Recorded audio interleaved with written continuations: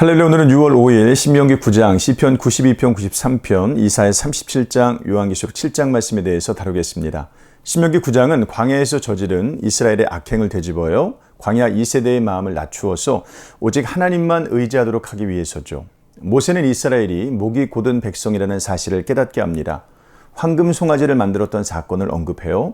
가데스 바네아에서의 불순종 사건도 말합니다. 모세는 아픈 추억을 꺼내 들어서 이스라엘이 교만하지 않도록 경계합니다.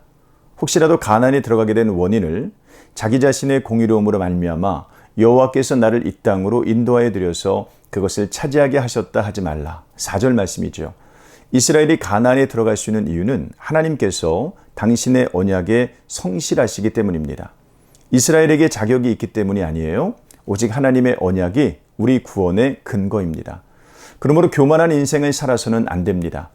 하나님께서 자격 없는 자에게 베푸신 은혜를 생각하며 늘 겸손하게 사시길 바랍니다. 시편 92편과 시편 93편은 높이 계신 하나님을 찬양합니다.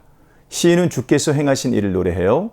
주께서 행하신 일이 자신을 기쁘게 하고 복되게 한다고 말합니다. 하나님은 인자하시고 성실하십니다. 악인은 멸하시고 의인은 번성케 하십니다. 하나님은 높은 곳에서 능력으로 다스리십니다. 하나님을 높이 바라봅시다. 우리의 낮은 처지를 깨닫게 될 것입니다. 하나님께서 행하신 일을 세워보십시다. 우리가 받은 복이 얼마나 대단한지 알게 될 것입니다. 이사야 37장은 기도하는 히스기야 왕과 승리를 주시는 하나님을 기록합니다. 히스기야는 이사야에게 신하들을 보내 기도를 부탁합니다. 이사야는 하나님께서 아수르 왕을 치실 것이니 두려워하지 말라고 합니다. 그러나 성 밖에는 여전히 아수르의 군대가 있었습니다.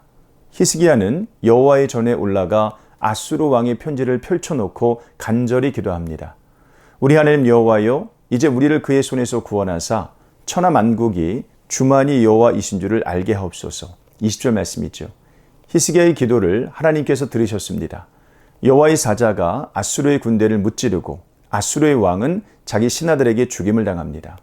사방팔방이 막혀도 하나님께 기도하면 생명의 길이 열리죠. 종종 찾아오는 장애물들은 우리의 연약한 처지를 깨닫게 하고 하나님의 크신 능력을 바라보게 합니다. 명심하십시오. 조건을 갖춘 자가 하나님께 인정을 받는 것이 아니라 자격 없는 자가 하나님의 은혜 속에서 살고 있는 것입니다. 요한계시록 7장은 성도가 얻게 될 영광을 설명합니다. 세상은 심판을 받아서 멸망해 가지만 하나님은 당신 백성들의 이마에 인을 쳐서 보호하십니다. 인침을 받은 14만 4천이라는 숫자는 상징적인 숫자입니다. 하나님의 택한 백성을 뜻해요. 훗날 하나님의 백성들은 보좌 앞에서 하나님께 경배를 드릴 것입니다. 하나님은 그들에게 장막을 치셔서 줄이지도 아니하고 목마르지도 아니하며 상하지도 않게 보호하실 것입니다. 그때는 어린 양이 목자가 되셔서 생명샘으로 인도하실 것이고 모든 눈물을 씻겨주실 것입니다.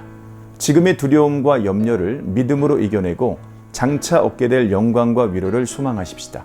이 세상에서 성도로 살 수 있는 힘을 얻게 될 것입니다. 오늘 하루도 그렇게 사시기를 주님의 이름으로 축복합니다. 고맙습니다.